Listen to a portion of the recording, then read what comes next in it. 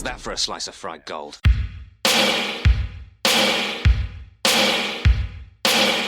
think this is a fucking costume? This is a way of life. I'll be back. There's a flesh wound. I'm not gonna hurt you. I'm just gonna bash your brains. Take your sticking paws off me, you damn dirty ape! I'm sorry, Dave. I'm afraid I can't do that. It's alive! It's alive! It's alive! I guess everyone's entitled to one good scare, huh? I'm just going to go ahead and hit record so we can get all of Todd's bullshit out of the way early.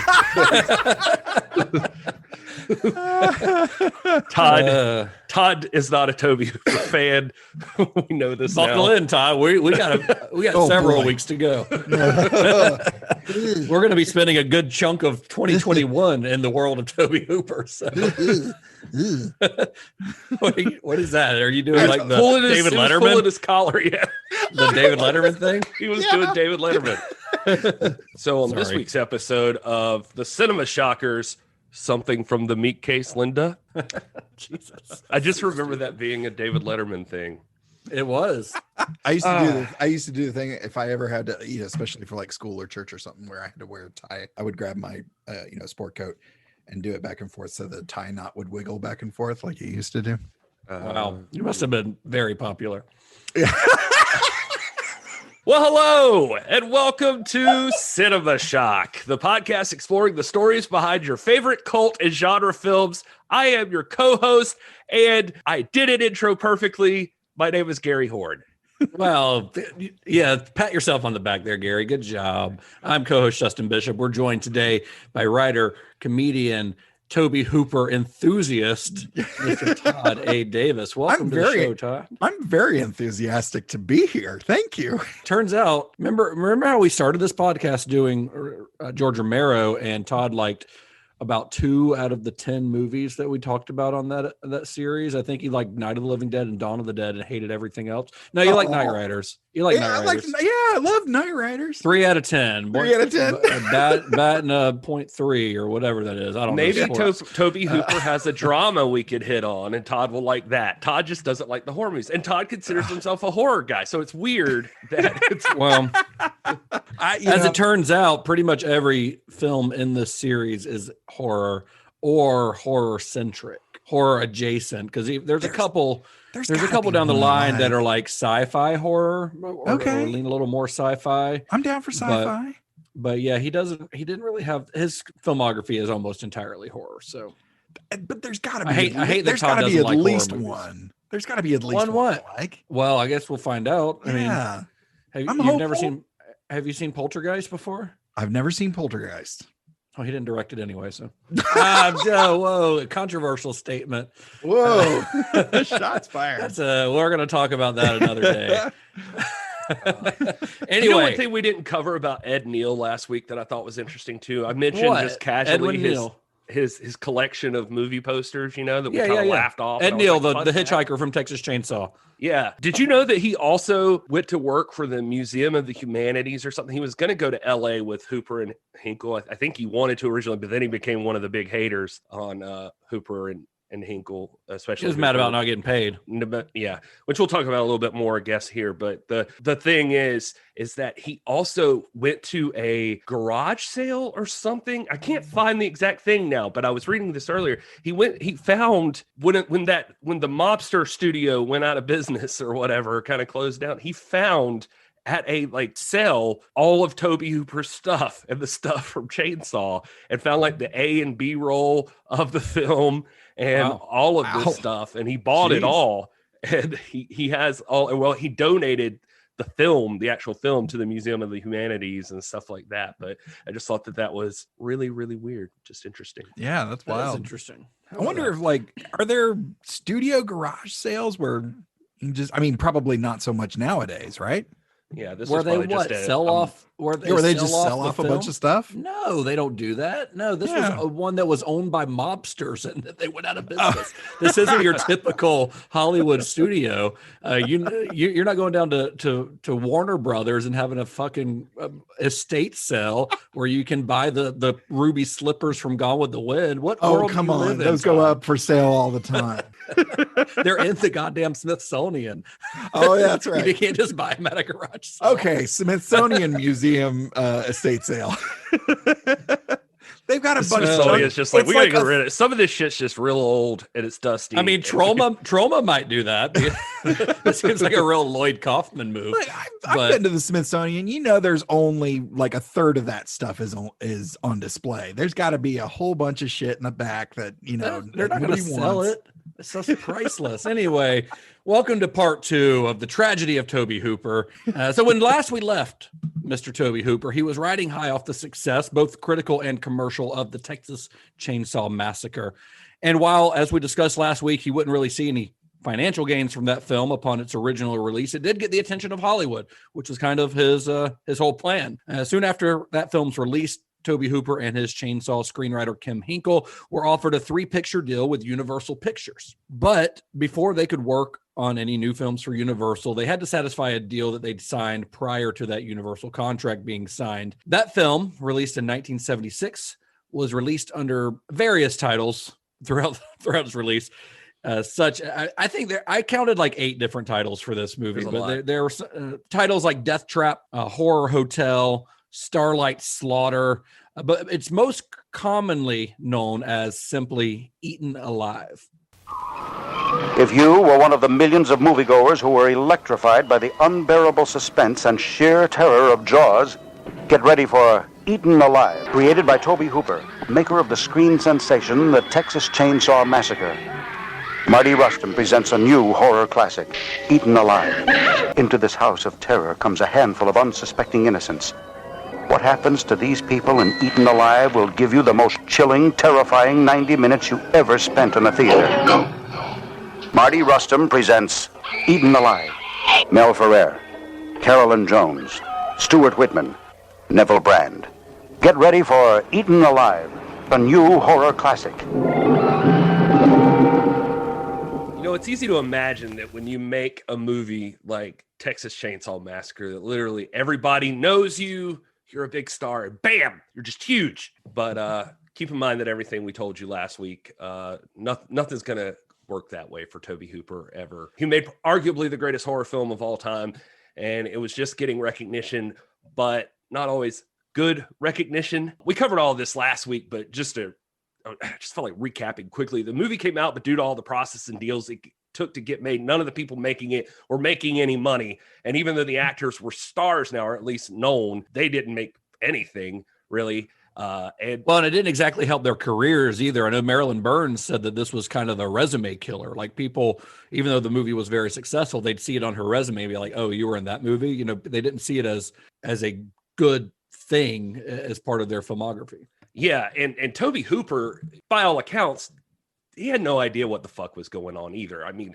meanwhile, his movie's getting defended for like First Amendment arguments and debates, and it's getting crucified by journalists and other places. And even at one point, Joe Bob Briggs wrote in one of the articles I read that at a certain point, it even got to a point where the worst word in the title of the film wasn't chainsaw or massacre, it was Texas. People started attacking Texas. We're like, this is the only place this could happen, and they're a bunch of rubes and toxic males. This is a toxic male fantasy, and it's poisoning the minds of young men.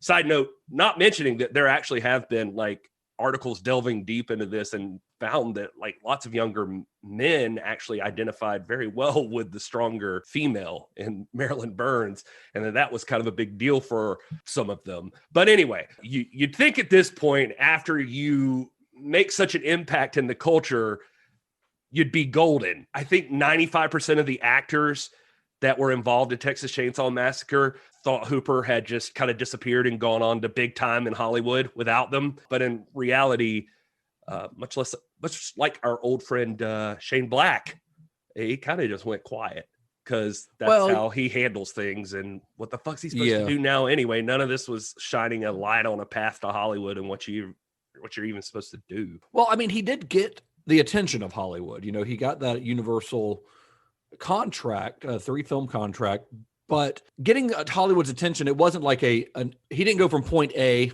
Texas Chainsaw, to point B doing like a big studio picture. You know, it didn't work that way, and it rarely does. As a lot of filmmakers do, Hooper and Henkel, when they get to Hollywood, they went through a series of false starts for their next film. It's not like they got to Hollywood and immediately someone's like, hey, here's a script for Eaten Alive. You know, not that would have necessarily been their first choice anyway. The mayor of Hollywood doesn't roll out the carpet and hand you your first project. No, it doesn't work that way. So Chainsaw certainly became their calling card, and it led to several potential projects. Among that film's fans were guys like Stephen King, William Friedkin, and Steven Spielberg. Spielberg and Friedman both had deals at Universal at the time as well, and they had office spaces near Hooper's on the Universal lot. And Friedkin in particular was a big fan of Chainsaw, and he was actually the driving force behind getting the two Texans a development deal with the studio there at Universal. And he would tell Hooper, he said, you know, you really know how to make movies, and that's good. That'll come in handy, but let's talk about what's important, the bullshit. And what he means is simply all of the politics, bureaucracy, and, well, the bullshit that comes along with making movies for a major Hollywood studio. Given his temperament, it sounds like Tobe Hooper loves dealing with bullshit. But it is pretty cool that Friedkin would sort of become his mentor. And I mean, Tobe Hooper, like in some of the you got to think this is Friedkin right after The Exorcist, and this is Spielberg right after Jaws. Like, these are the two hottest directors in Hollywood right now. Yeah, and I know that Tobe Hooper told a story about like just how impressive, like he didn't even realize like how much Chainsaw was catching on until he like saw an article on a paper like at a gas station, you know, like it just hadn't hit him exactly how big it was. And he saw like some news clip of Friedkin walking out of a screening with Dino De Laurentiis of Texas Chainsaw, and he's like, holy shit, like these people are walking out of a movie I made. And you know, that kind of thing. And just to establish, I mean, my understanding was from some of the interviews is that he was still in Austin all at this point when he saw this, and he had been working on a bunch of projects, I guess, trying to get the attention or to figure out a way to get into LA, including one where he was writing a murder mystery set in LA that he thought he would get there. Yeah. Well, immediately after Chainsaw, and this may have been that movie, Gary, because it was reported that Hooper and Henkel would be working on, well, no, I guess this was another horror movie. It was called Bleeding Hearts. That was a project that he had been working on, but it had kind of failed to materialize, as did another project called Dead and Alive, which was a proposed collaboration with Friedkin and a writer named L.M. Kit Carson. And that's a name that you'll hear come up much further down the line in the series. Dead and Alive was described by Carson as a quote from Carson, a story Tobe had about these two elderly ladies. One deals in parapsychology and thanatology, which is the study of death. Her sister runs a sort of insane California funeral home where people can die any way they want and videotape a final message to their relatives.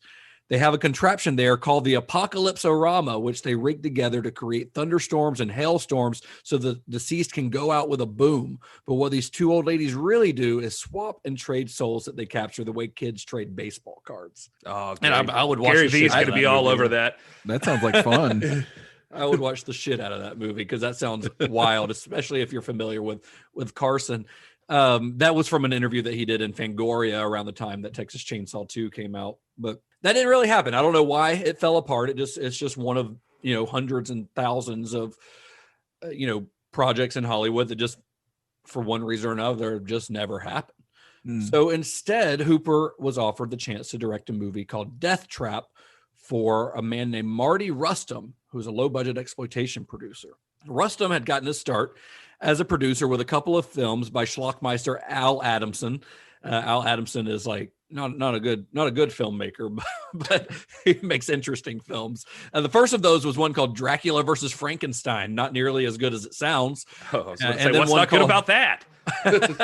And then one called The Female Bunch. Both of those came out in 1971. The Female Bunch features Lon Chaney Jr. in his final film role and was filmed on the Spawn Ranch in 1969 during the time that the Manson family lived on the ranch. Whoa. Perfect. Well, that sounds exciting. That sounds like an exciting behind the scenes story. Yes. Hey, that's an episode in and of itself. He would follow those movies up with stuff like Lash of Lust and Psychic Killer, which that actually starred Creature from the Black Lagoon, starred Julie Adams, and featured Neville Brand in a prominent role. Lon Chaney's a poopy pants. Did you, what? That just made me think. Did you look at that clip I put in our Discord about Charles Manson on Ted Bundy? No, I didn't get a chance to watch it. No. Oh man, it's so funny because they're just like this. We're off on a tangent now, but I'll be very brief. It's just that he's the journalist asks him about Ted Bundy. What does he say? He's a crumpkin or I forget the word. He's Bundy's a poopy pants. Like he's trying to impress his mama. Like, what's that got to do with me? Bitch, you don't know me. He's a poopy pants. This is Charles Manson saying this. Yeah, that's Charles Manson. And I loved it. Anyway, so that made me think of that. Lon Chaney's a poopy pants. So the original. Please cut that into the episode at random times, Gary. So the original idea for Death Trap came from Rustam and a screenwriter named Alvin Fast, but Hooper and Henkel reworked the story to fit their particular style. So in the final film, Fast and Rustam get a written by credit, while Henkel gets a very strange adapted for the screen credit on the film. And I don't know why that is. I usually adapted for the screen would mean that it was based on maybe a TV show or even a book, but not just based on another screenplay. That's just called rewriting the screenplay. But I imagine it has something to do with Writers Guild stuff. I'm not really sure why that is, but it's very weird. Yeah, that seems very odd. And maybe some of the story here is like one of those things where like people just remember different things in different times, and we're only going off Yeah, memories. I mean, this was 40 some odd years ago. So because according to one interview I saw with Hooper, like he was basically saying he was still in Austin at the time Rustam started reaching out about Eaten Alive, or he said at that time it was Death Trap. He was working on this murder mystery thing set in LA. He thought that'll get you in LA, like you'll have to film there or something like that. And then he starts getting this call about Death Trap, and he wasn't interested.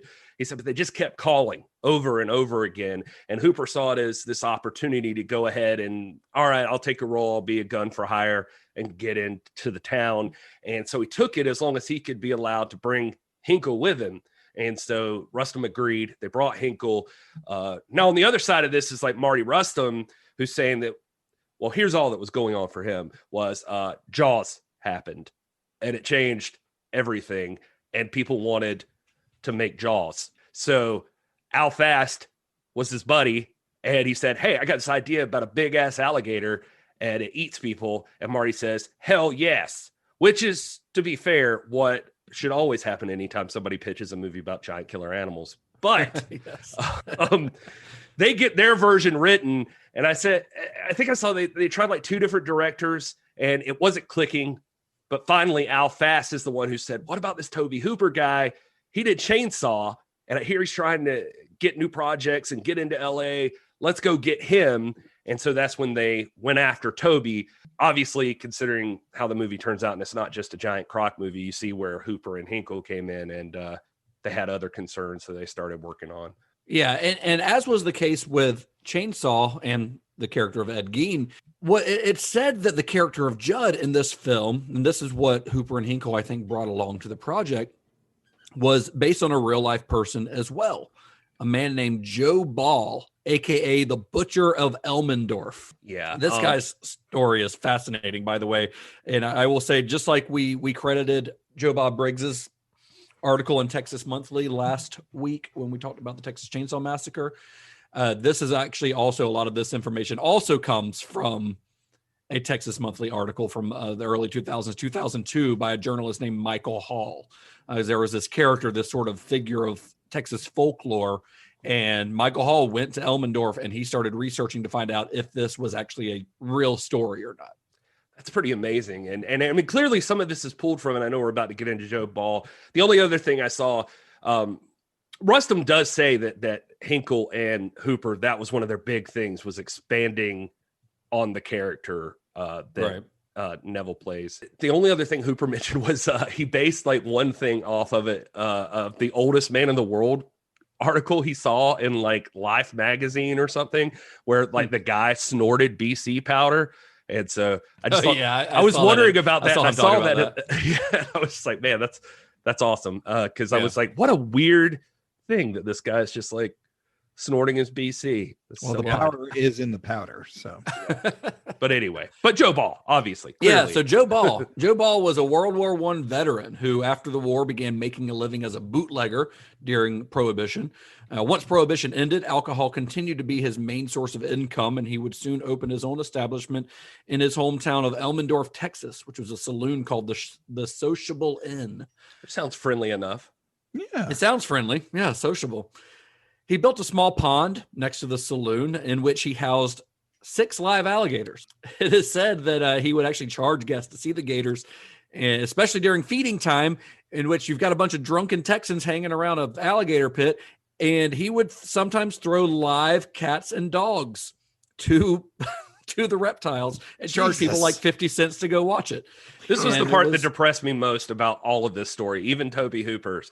It's just that The dogs. they would just get like stray cats and dogs and throw Yeah. them in the pond with alligators. my And God. it became like this like Roman Colosseum of bumfuck Texas.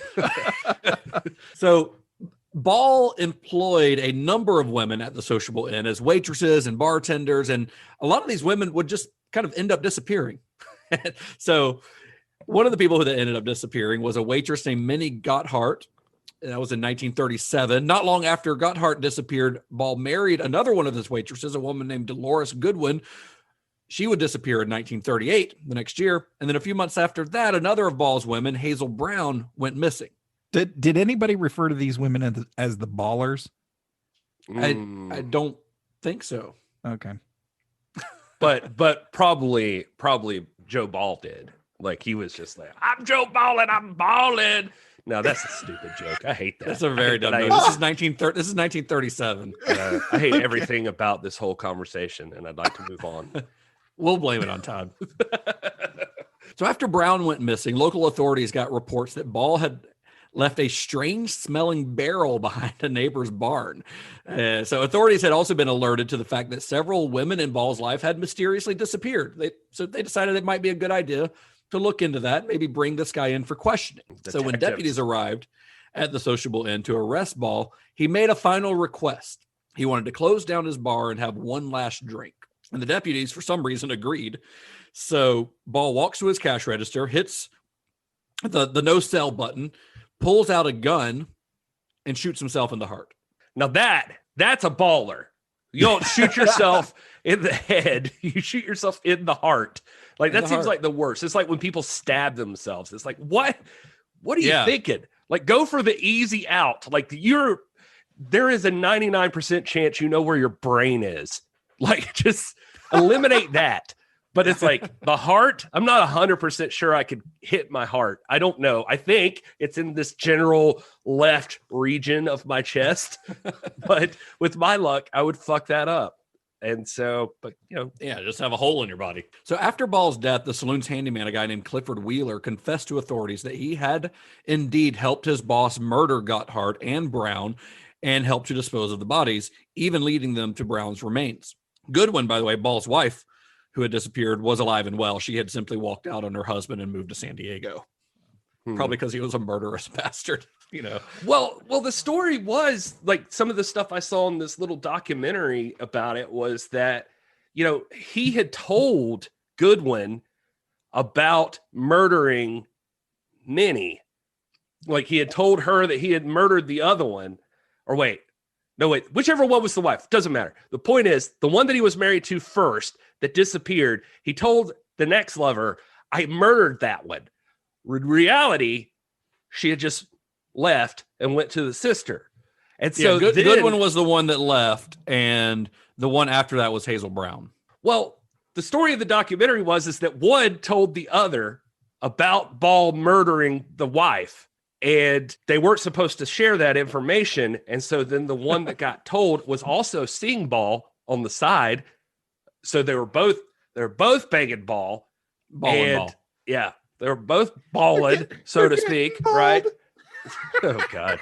Anyway, but then one of them found a husband or a guy to be her potential husband was going to leave, and Ball didn't want her to leave. And then she said, well, if you don't let me go, I'm going to tell him about Dolores, who you killed.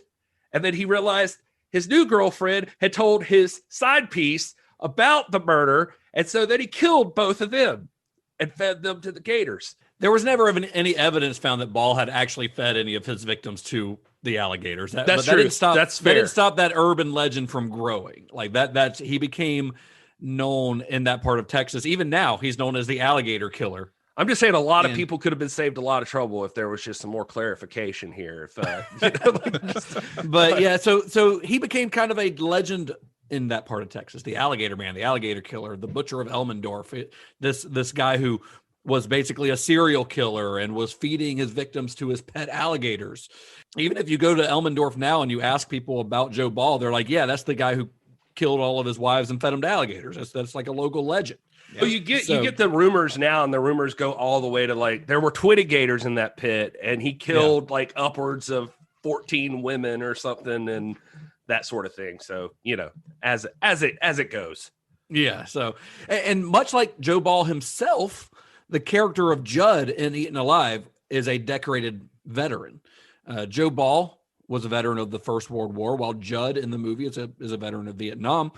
And the man who was cast in the role of Judd was known as one of the most decorated heroes of World War II, an actor by the name of Neville Brand. And side note, there's a good possibility Neville Brand killed multiple women. It's very, very, very I just possible. would not doubt it. I would not be like surprised if it came out. Not at all. This guy is fascinating. So born in Iowa in 1920, Neville Brand was a veteran of old Hollywood.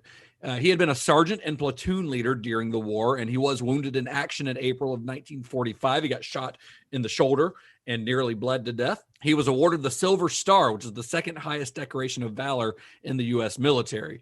He was also awarded the Purple Heart, the Good Conduct Medal, the American Defense Service Medal, the European African Middle Eastern Campaign Medal with 3 battle stars, 1 overseas service bar, 1 service stripe, and the Combat Infantry Badge. Like when I say that he was one of the most decorated veterans of World War II, that is literal.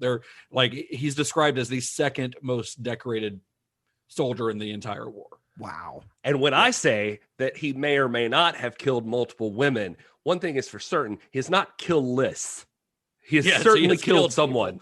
He has killed people. So after being discharged from the Army in 1945, he got his first taste of Hollywood when working on a U.S. Army Signal Corps film with Charlton Heston. And then he later enrolled in drama school on the GI Bill. So he began to work in small parts in film and television in the early 1950s before becoming a leading man himself in 1953's Man Crazy. And then that was followed by one of his most well-known films, which was Don Siegel's Riot in Cell Block 11, the film that Quentin Tarantino actually called the best prison film ever made. Other well-known roles included a role in Billy Wilder's Stalag 17, outstanding movie if you haven't seen it. John Frankenheimer's Birdman of Alcatraz. I think he played an Alcatraz prison guard in that one. But one of probably his most well-known role to most people was as Al Capone in the early 60s TV series The Untouchables.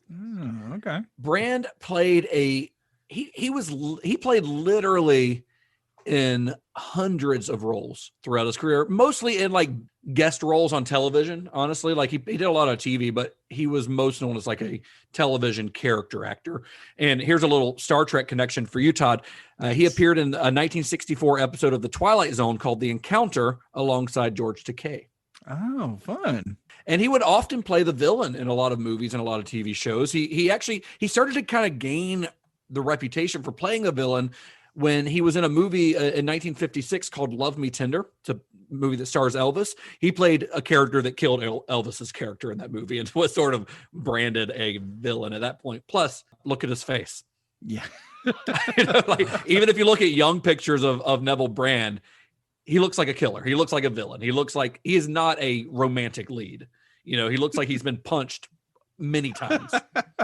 So in the mid 1970s, Brand, he admitted in a TV interview, or a magazine interview, that he was an alcoholic. He had suffered from alcoholism, and he'd spent most of his fortune that he had, the money that he'd made in film and television over the years. That may have led him to take a handful of questionable roles with exploitation filmmakers, including Mardi Rustam.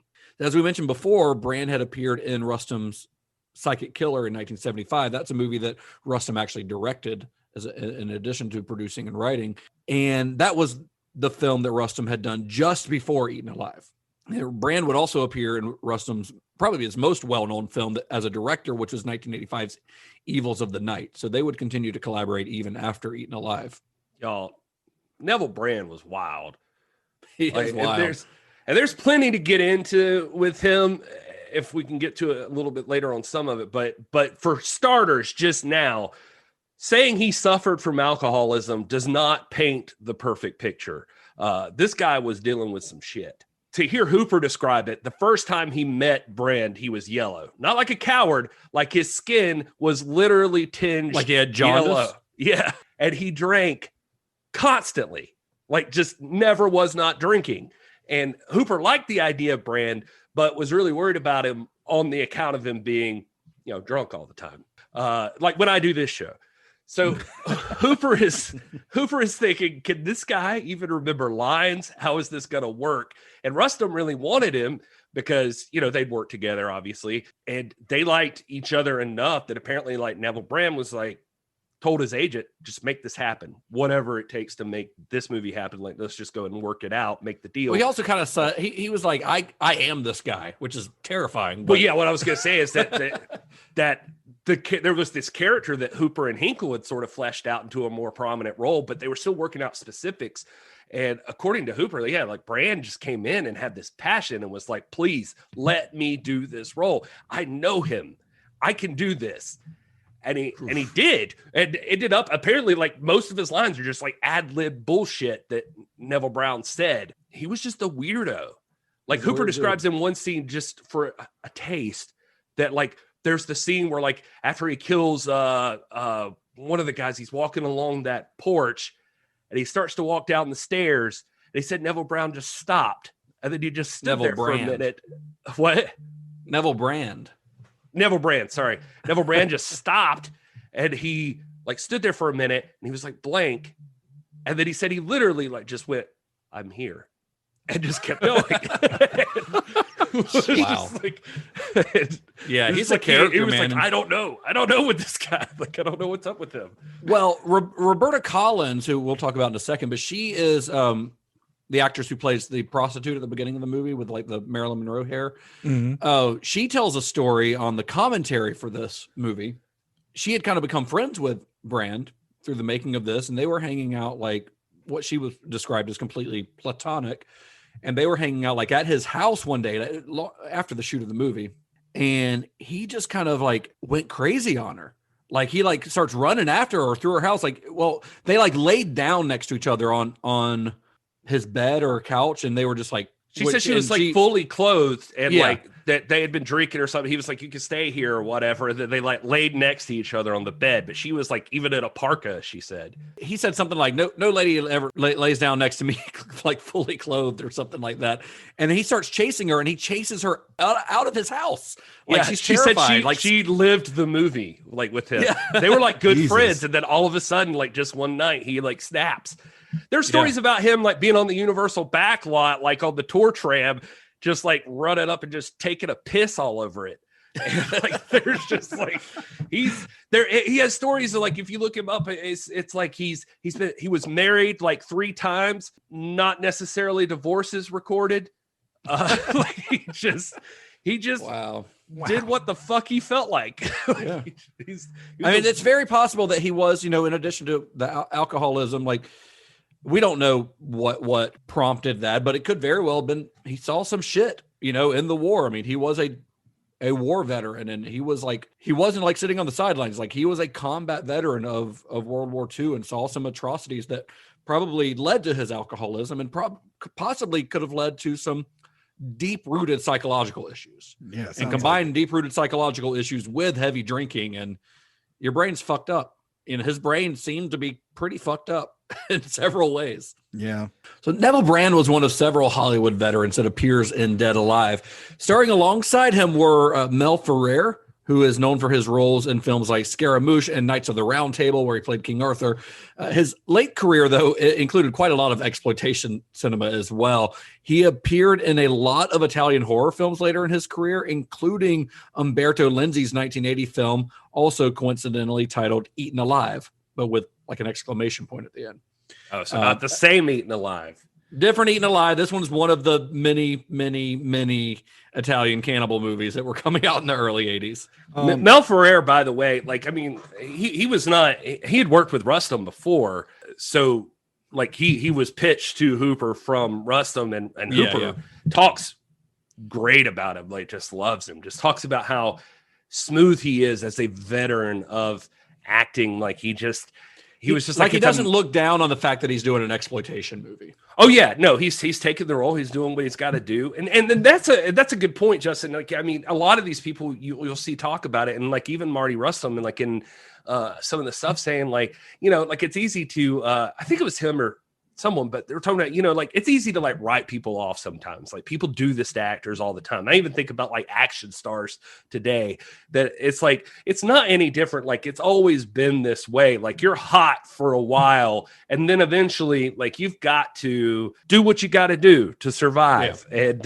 you take your roles, and so Ferrer was doing this thing. I mean, he was a well-known guy at the time, even though you wouldn't, maybe he's not as famous today as he would have been, but you know, they were saying like where I was going before was Hooper was talking about like, man, he was amazing, like in editing, you know, like he knew about editing. He was like, every one of these guys like had their own skill, and he was like, this wasn't digital. Like you couldn't just fix it the same way. It was like if you had to redo a scene, you know, like it's a lot more difficult, like editing everything together. Ferrer was literally the exact same in every scene, and he would adjust like his vocal tone to like match what I was looking for, his positioning of his hands, his movement, his steps. Like he was, every take like was a total professional. Yeah, Nice. He was like, it was amazing.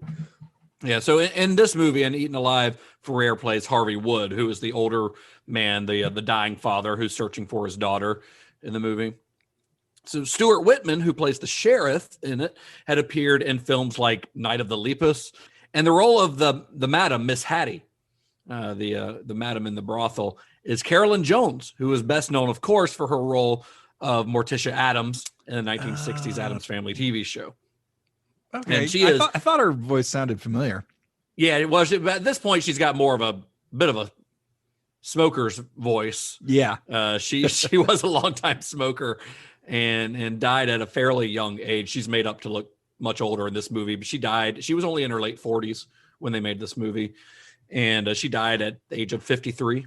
So just a couple years after this. But yeah, but she was also described as just like a consummate professional on this. Like she and people were starstruck. I mean, Tobe Hooper grew up watching the Addams Family, you know, like this was his first quote unquote Hollywood movie, even though it wasn't exactly a studio picture, but he's getting to work with these actors like this that he kind of grew up on, you know, like he grew up watching Knights of the Round Table. And that's awesome. Well, if I could say, I mean, one of the things we mentioned with Tarantino was his ability to cast these great actors in these smaller roles, and I didn't know people who were before. past their heyday. Yeah, and maybe you knew this, but I did not. They call this stunt casting, and here's an example, or maybe that's a term that developed later. I don't know, but here's an example of Hooper doing this in the 70s. Yeah. Like before, like a guy like Tarantino came along and was doing the same thing. Like it was, I mean, these guys were casting. Hooper cared more about characters than he did like a giant monster. And that's even prevalent back in Texas Chainsaw, probably. Like for sure. He had different ideas about, he wasn't just trying to make a monster. He was trying to monsters make are often characters as well. Right.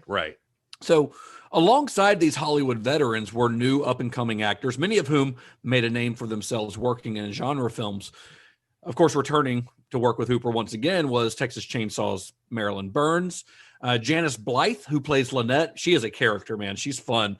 She would later appear just after this as Ruby in both of Wes Craven's The Hills Have Eyes films. And Janice Blythe, if you have the Arrow Blu-ray of this, there's an interview with her, and she is an entertaining character. I really am infatuated with her. I'd still date her. Yeah, like she seems like a lot of fun. Like she seems like a lot of fun. And then Roberta Collins, who I mentioned earlier, who plays Judd's first victim of the film, Clara Wood. She had appeared in films like Jack Hill's The Big Dollhouse, Paul Bartel's Death Race 2000, which was one of many Roger Corman produced films that she'd appeared in. She was a veteran of Roger Corman's. That Big Dollhouse is like a Pam Grier movie. Like she's definitely Grindhouse style. Oh, absolutely. Movie. Yeah. Big Dollhouse is I would say might be the movie that put Pam Grier on the map. Honestly, really good. If you haven't seen it, I would recommend checking out those early Jack Hill movies. He did. It's a women in prison movie. Jack Hill did a few of those and some blaxploitation movies around that same time. Continued to work with Pam Grier, but I guess we'll talk about that on a Jack Hill series one day, or a Pam Grier series, or nice a blaxploitation series. I don't know. We'll get into it, but I would really like to explore his filmography. Then you've got Kyle Richards, who plays the little girl Angie. And I know Gary who Kyle Richards is. I know her. She's one of the Real Housewives. She is a Real Housewife. That's true. But she also is Lindsay Wallace in John Carpenter's Halloween, which is just a couple years after. Oh yeah, I movie. forgot about that. Not really. No, yeah, she is definitely also Lindsay going to Wallace. be in. She's coming back. Yeah, she's coming back as Lindsay Wallace in, well, we should have already seen it, but in David Gordon Green's Fucking Halloween pandemic Kills. is ruining everything for me. I'm going to die before Halloween Kills comes out.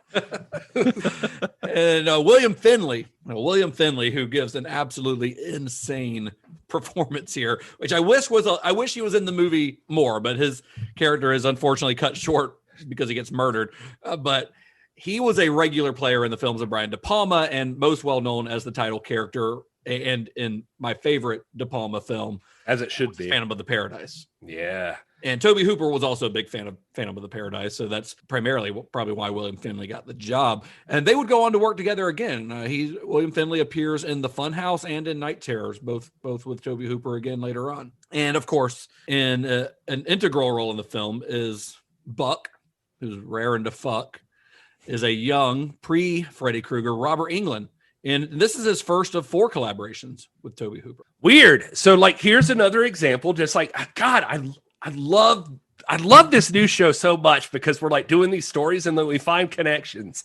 And I feel like it's even more so than before with Psychotronic. Like, it's like they just lead perfectly. I don't know. It's fun. Yeah. Like, I don't even know if you thought about this, Justin. I did not know the Buck and fuck thing was a thing prior to Quentin Tarantino. No, I did not know that was something that I guess you can always assume that Tarantino is getting that from somewhere, but I did not know. I mean, Quentin Tarantino rips like something from a Grindhouse movie. Who'd have thunk it? But yeah. But and it's the first line of the entire movie is name's Buck, raring to fuck. Yeah, and it's I honestly love Robert Englund's delivery of that line too. I do too. I think he's really great in this movie. I mean, he's a scumbag. He's a total scumbag. Yeah. But he's having a blast. He really is. You can tell watch. Oh man, this is his first horror movie. So I was about to ask how early in his career this was. Before Freddy. He had done this is 6 years before Freddy, but he had been primarily a stage actor prior to this, like Shakespearean. Like Robert Englund was a legit like up and coming stage actor, and he got tired of the bullshit of the theater. So he's like, if I'm gonna deal with political bullshit, I'm gonna do it in Hollywood. Yeah, that was basically his thinking. He's like, yeah, what was the movie he said anyway, he like be in the movies? Yeah, he said he like went off to do the theater because he was tired of Hollywood. So he decided he was going to devote his life to theater. He was tired of the bullshit. He had done all of the stuff. He was accepted to the Royal Academy, blah, blah, blah. So he went into that. And then he was watching Boxcar Bertha, was what he said. Yeah, Scorsese. Scorsese. And he said he started looking at the credits at the end of the movie. He was like, this is fun. And he's like seeing all his friends he had worked on this movie. And he's like, well, God damn it. Like, if I'm going to be dealing with the same bullshit, I'm just going to go back to Hollyweird. That's his exact quote. Like, I'm just going to go back there. And so he got cast in Bertha and Billy, which made a lot of money for Ted Mann, who that's probably a whole other story, but Ted Mann cast Chinese theater. Yeah, he owns Mann's Chinese theater, bought all the Fox theaters. And he said that Bertha and Billy money made him like a huge deal. Robert Englund's first like starring role, I believe, right? Yeah, it was his first starring role. Yeah. And Hooper saw that. So like immediately when Robert Englund walked on set, Hooper knew who he was. Hooper says he knew who he was and was like, no, that guy.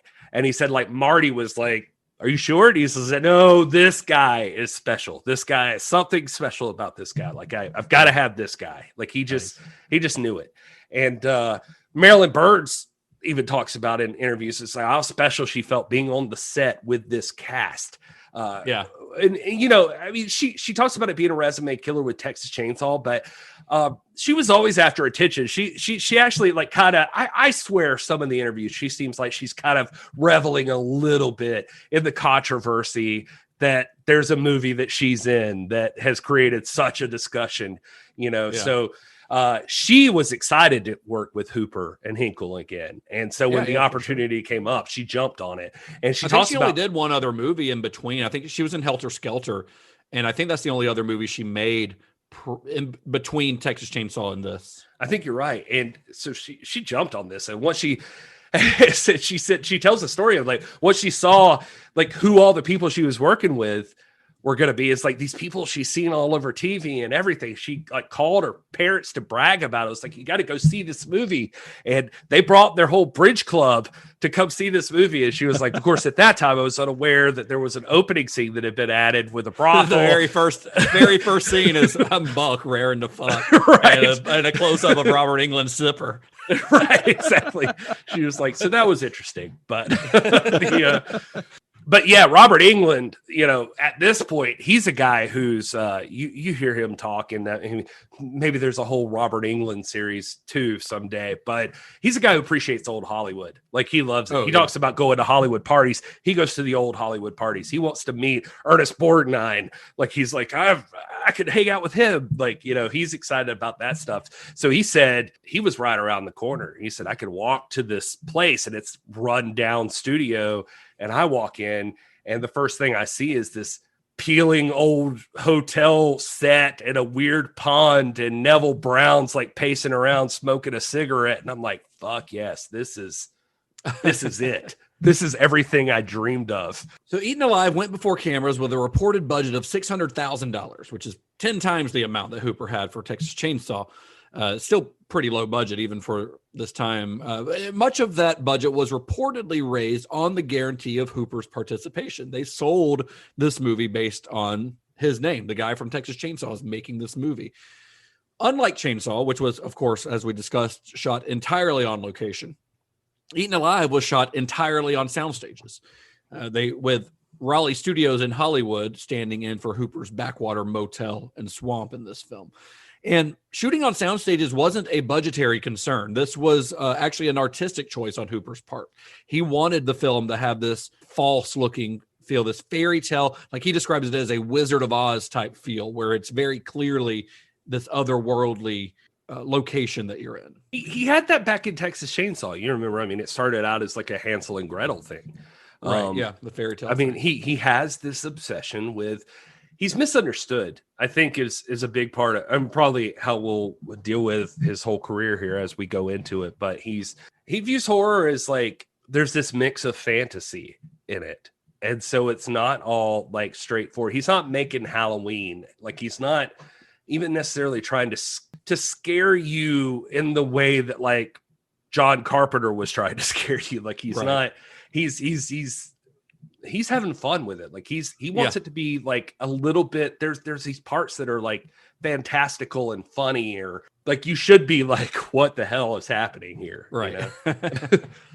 And one thing that I think might have enticed Hooper about this particular story was its setting. Because if you'll recall, when we talked about Hooper's upbringing in our last episode, Hooper's father was in the hotel business. So Hooper grew up on the road a lot in hotels and motels, even spending some parts of his youth in nearby Louisiana. So it's very possible that like he's seen some seedy looking hotels like the Starlight, you know, and that might have had some, maybe not inspiration, but something that kind of drew him to this project. Well, even Miss Hattie and the brothel, like, I mean, he says that was a real place in Austin. Like or Southwest. Miss Hattie was a real person. Like she was a real person. Yeah. Like he pulled some real life experience in from that stuff.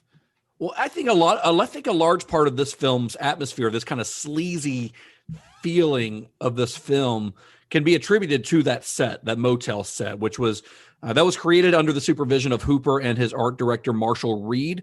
It makes me feel like the farmhouse in Texas Chainsaw. Like everything looks very lived in. Only in that one, they found an actual rundown farmhouse, and then Bob Burns threw bones on everything, which is amazing. But in this one, they had to create this all from scratch. And you've got these rotting sets, torn wallpaper, you've got water damage on the walls and floors, and like it's a really outstanding set, I think. And I think it all contributes to this like dive-like quality of the Starlight Hotel.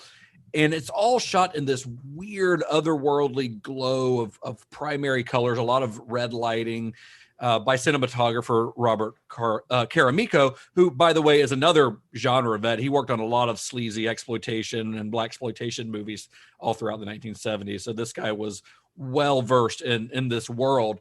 And I honestly, I really love the look of this movie, even though it's deliberately fake looking, and I kind of dig that about it. Yeah, I mean, when you watch interviews with him about this thing, I mean, again, he's talking about this with the monkey dying in the cage. Like he's talking about, I'm trying to think of a way to word this. Like it feels like he's just operating on a different plane sometimes. Like I don't know. Yeah. Like you can't get inside his mind necessarily, but he does have. Hooper is a notoriously internal director.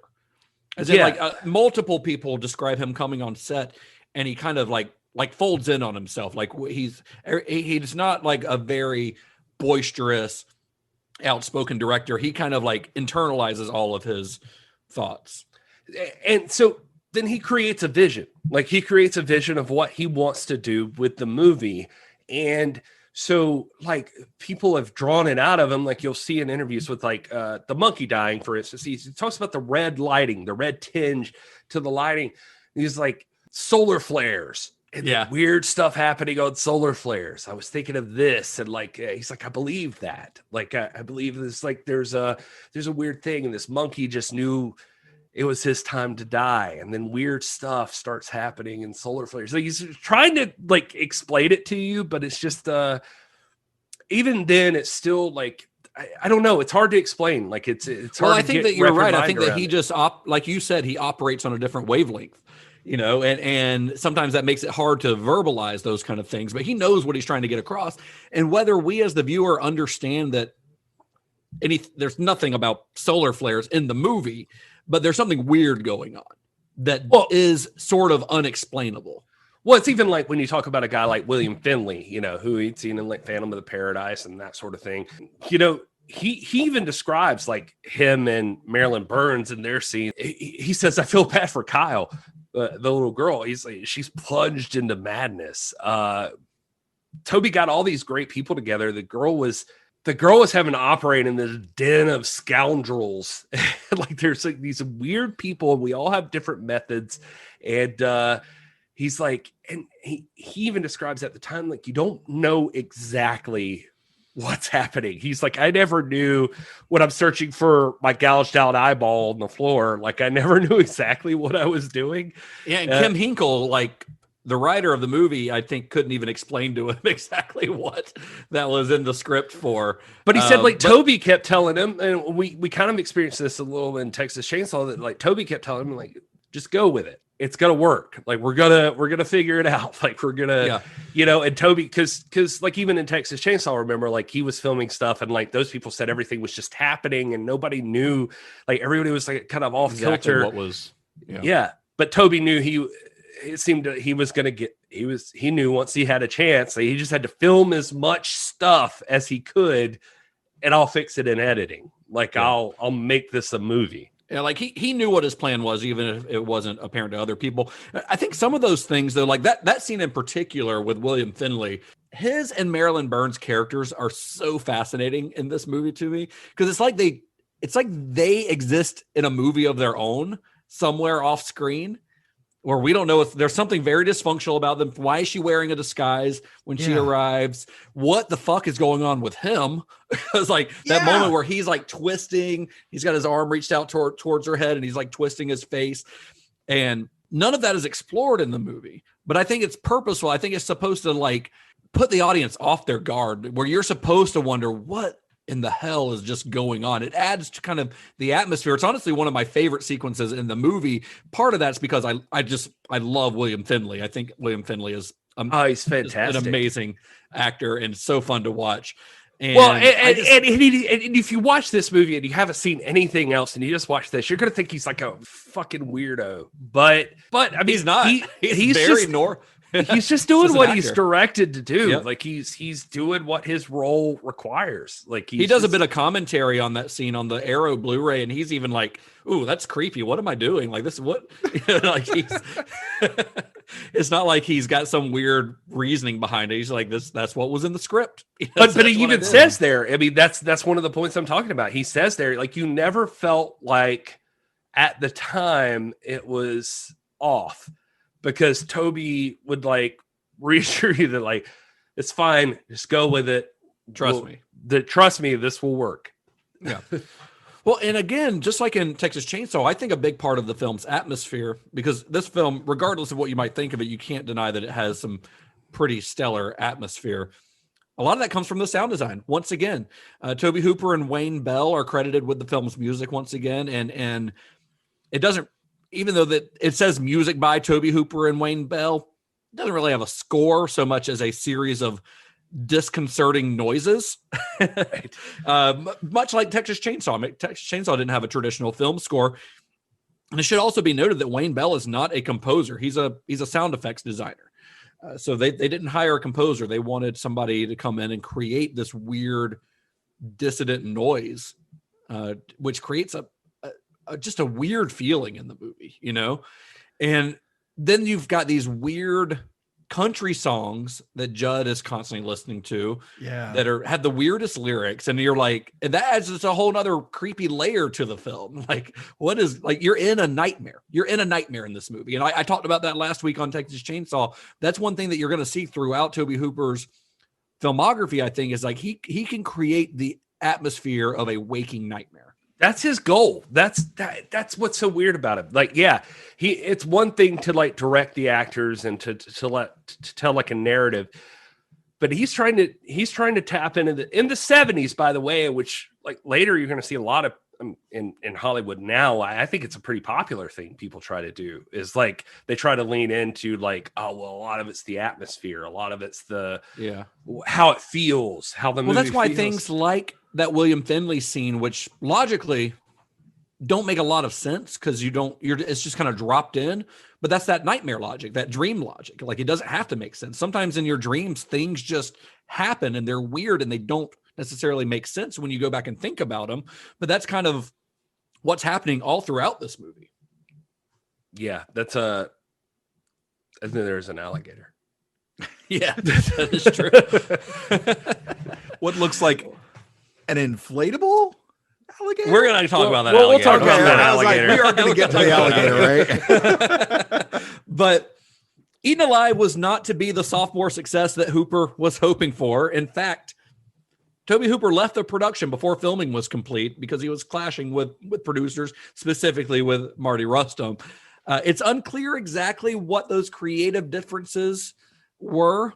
But some reports say that Mardi Rustam requested more nudity in the film, and Hooper had no intention of taking the movie in the direction of softcore pornography. Other reports say that Rustam saw the film as a comedy, while Hooper viewed it as more serious. And that one's a little harder for me to believe based on some of the other films in Hooper's filmography. I feel like Hooper would have probably leaned more into the comedic aspects of it.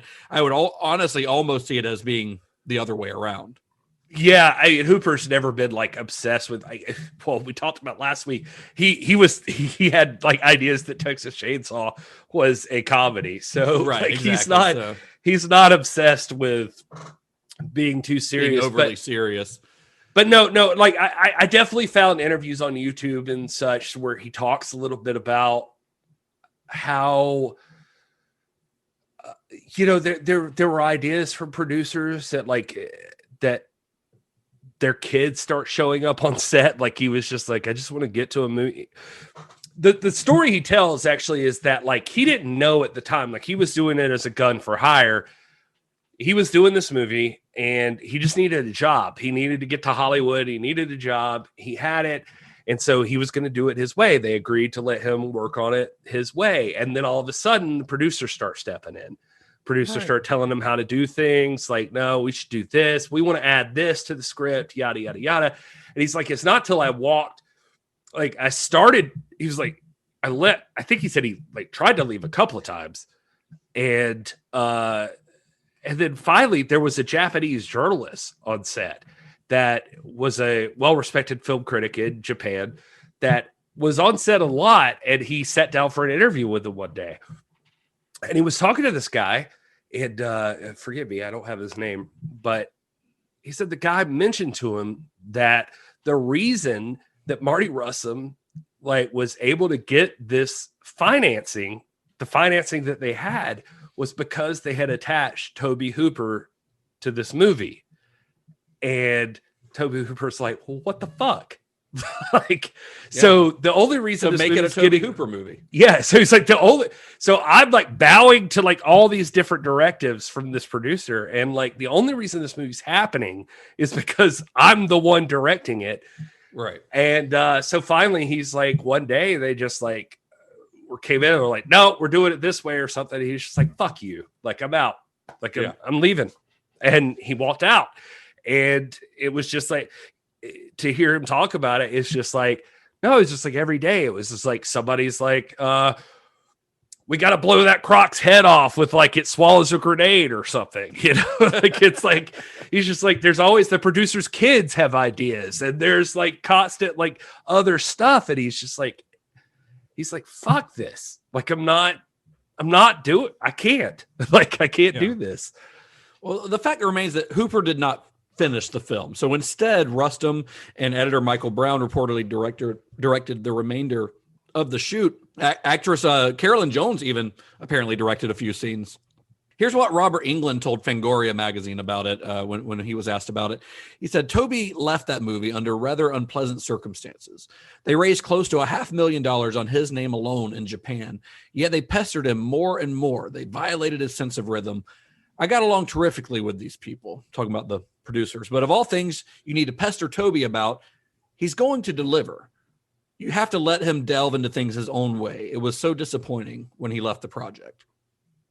Yeah. And the scenes that Rustam ended up directing added some of the sleaze and nudity that he wanted Hooper to feature, like that opening scene with Buck and Robert Englund and the prostitute. That was something that Rustam directed. And some of the later scenes with Janice Blythe, if you listen to her in interviews, like she was really looking forward to working with Tobe Hooper. And then she gets there and Mardi Rustam's directing the scene. Tobe Hooper had already left. Yeah, some of that Mardi Rustam stuff was also it was Robert Carmichael, who was like a cameraman, and he was a good buddy of Mardi Rustam, who apparently, I mean, you know, for what it's worth, the story there is like he had recommended somebody because Mardi Rustam was trying to make this like low budget independent movie, so he had recommended a cameraman, and as they got like a decent bit into production, it was just too slow. To hear Tobe Hooper talk about it, they were used to like cameras that moved faster, and they had the ability to like get around quicker and catch different shots. That wasn't the case here. They had the I think I even saw like William Findley talking about they had like this hulk of a camera that was like on a track, like running around and like that sort of thing. And so Mardi Rustam had told Carmichael about, like, man, this guy's not fast enough. Like it's not working. And so Carmichael's like, well, I'm in between projects. I'll just come in. And he did it. And then the union, he was a union guy, and the union tried to stop him. They like showed up on set one day, according to Rustam, and they're like, you can't do this. Like it's not a union project. And like, it wasn't set up through the union projects. And he's like, well, I'm going to do it anyway. I'm helping my buddy out. They were like, well, that's not part of the union. And said Robert Carmichael like tore up his union card right in front of him and threw it on the ground and was like, well, wow, fuck you. I won't be a part of the union. I'm gonna help my friend out with his movie. And said he later got reinstated into the union because he was a pretty popular cameraman. So yeah, they couldn't do it. But yeah, when Hooper was gone, like he was also a part of that like filming and stuff. And yeah, like you said, June, like she was disappointed she didn't get to work with Hooper. That was like part of the reason she signed up. So while we're talking about the filming of this movie, there are a couple of other key people that I think we just need to mention. The first is makeup artist Craig Reardon, or at least credited makeup artist Craig Reardon. Apparently, he is mostly just there in credit only. Did you listen to his commentary on the Arrow Blu-ray, Gary? Sure did. Yeah. He likes to talk. He's an entertaining. He has so many stories. Guy. He seems like he'd be a great interview because he just he really has does. like in-depth analysis about everything about a film. So apparently they had hired another guy to do the makeup on this movie, and they didn't like the work that this guy was doing. So they hired Craig Reardon. Craig Reardon shows up in the set, and the other guy's like, I'm not leaving. So the other guy, who I don't think they ever name him in that interview or in that commentary, but he apparently did most of the actual work on the film. I think the only thing that Craig Reardon says that he really did was one time this other guy was out to lunch and they needed somebody to put makeup on Janice Blythe's boobs for her scene with Robert Englund. Well, he describes that, but he also talks about what's her face?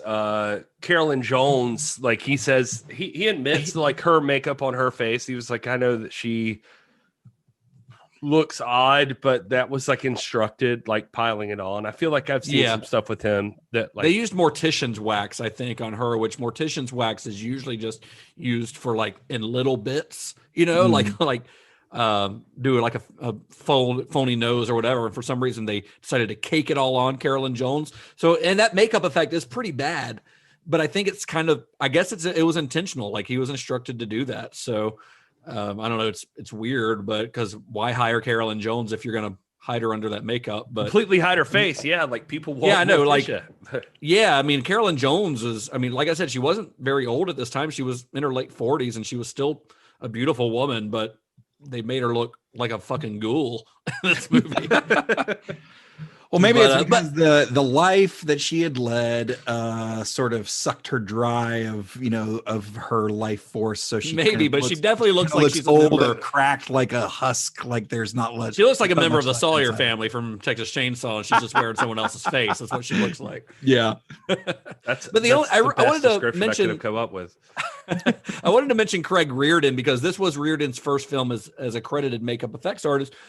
But that's notable to mention because this guy, he would work on some pretty legendary productions. He worked on Altered States. He worked on The Twilight Zone, the movie. He later on in his career, like he did the remake of 13 Ghosts, like he did, which has some really, I don't really care for that movie. It's got some really great makeup effects. No. The effects in that movie are fantastic. Yeah. And he would also collaborate with Hooper again on The Funhouse and on Poltergeist.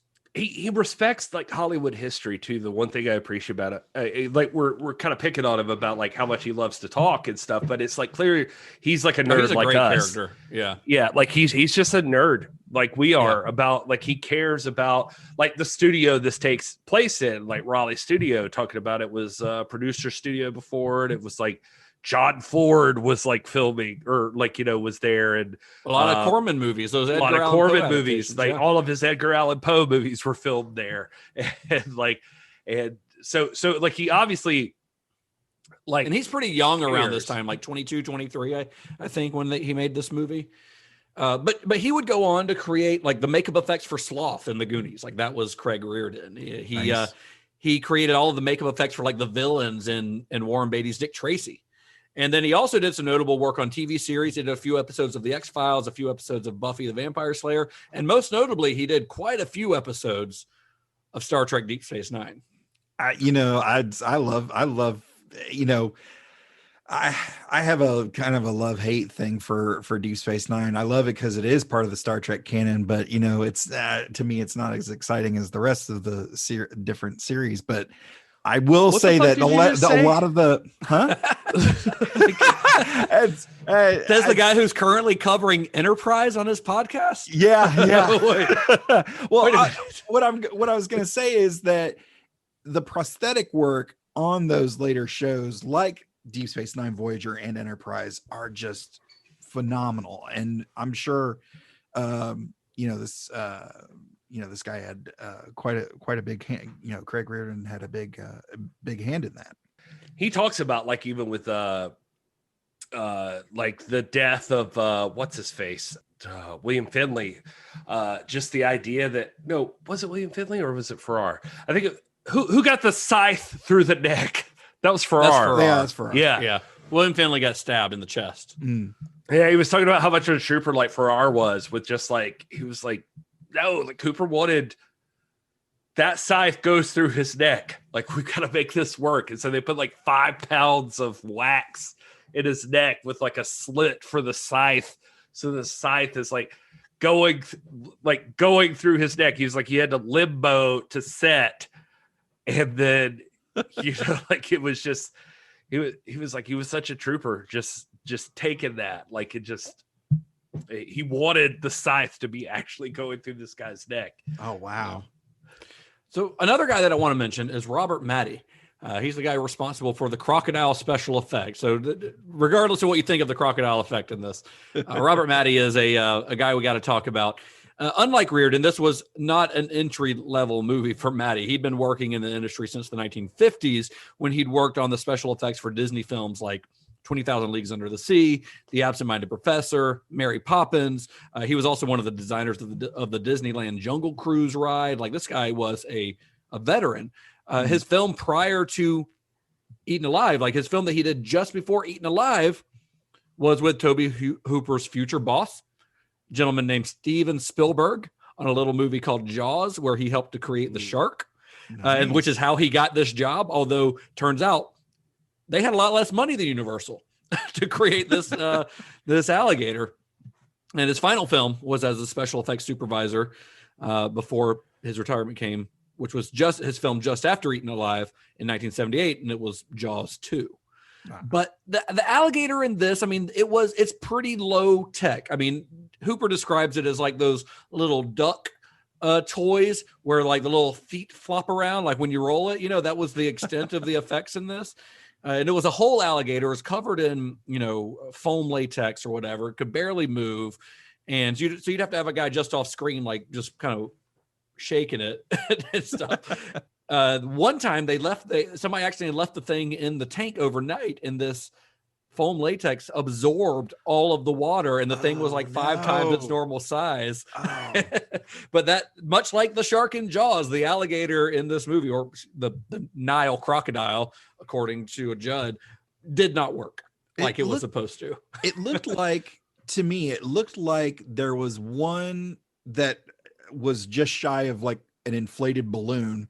Then there was one for like the close-ups and the texture on the back of it. I think some of those shots are an actual alligator. Some of the really? Shots. Okay. And then there are shots of actual alligators or crocodiles that they use. Like they went to a Mardi Rustam describes like they went to a zoo, and like they were like, we want to do what Jaws did. We want to get some actual footage of the thing. And so we went to the zoo, and they were like, they just like crocodiles and alligators and stuff just kind of sit there. Like they don't really do anything. Yeah. He was just in there kind of just like blobs, like just hang out. And he's like, and then the guy is like telling us like, well, you got to throw some pork or some meat or something in there. And then dogs and cats go for that. Dogs and cats. And he's like, so finally we come back and he's like, I got some meat. So like, we'll throw some meat in there. And he's like, so we got a few of those where they're like, so there's some times it cuts in and it is an actual crocodile, like going after the meat. But he was like, for the most part, they're just kind of chill, like all the time. Like it's not until they're just like hungry. They only feed every so often. And they're just like, now's the time we're going to kill something. Yeah. He's like, you got to time that like, perfectly. When it's crawling under the house after the little girl, it looks like someone just sort of put stuff on their arm and just like. It doesn't even look like that. It looks like somebody just pushed it. Yeah. Just pushed the puppet. Well, to hear like William Finley talk about it, he was just like, man, he was like so into it. But he was just like, yeah, I don't know. He's just like describing it as like, I'm doing all the work there. The croc going through the fence and getting me, like that whole scene took years. They tried pushing it and rolling it. They finally got the mouth open, which took forever. And then he's like, I just kind of pushed myself into the mouth. And it was just like, it's like Bela Lugosi in the Ed Wood movie, like fighting the octopus, Right. Yeah.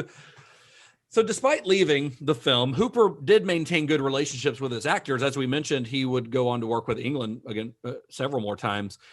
And the film was still released with his name on it in 1976, but it didn't really do much. It quickly disappeared from theaters, only to be re-released again and again under various titles. It didn't make any money under any of the titles, regardless of how many times it was retitled and re-released. And the film never really caught on with audiences or critics. Even modern critics are kind of divided on it. It's not like the case of some of these films we talk about where people look back on it and have reevaluated it. That's not exactly the case with Eaten Alive.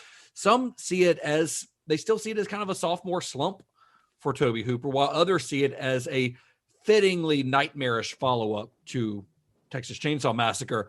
But I am curious what Gary was able to find in his research on some modern day internet critics. Oh man, well, somebody went on Amazon Prime and watched this movie for free, and they got to bitch about it on the internet. They got real unhappy that they saw it, and as per usual, somebody needs a nap.